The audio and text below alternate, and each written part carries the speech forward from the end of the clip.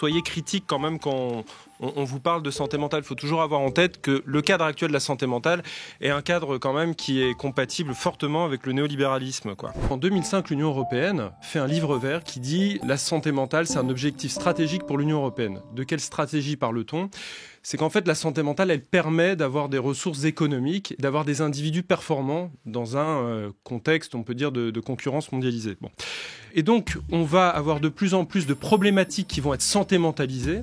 Quand vous voyez à quel point des problématiques sociales, par exemple la souffrance au travail, on l'a médicalisée, eh bien, ça a permis de ne pas remettre en question les problèmes de management. Par exemple, vous savez qu'il y a des suicides chez Orange dans les années 2006 par là. Et on va dire, finalement, il y a de la détresse psychologique, il y a des risques psychosociaux, c'est des problèmes de santé mentale. Et finalement, le problème n'est pas tellement la concurrence et le management délétère dans le travail, c'est comment l'individu va s'adapter à la concurrence. Et donc la santé mentale devient, si vous voulez, un opérateur d'adaptation des individus. Elle individualise des choses qui permettent de ne pas mettre en question le cadre. Pourquoi la société produit des addictions ?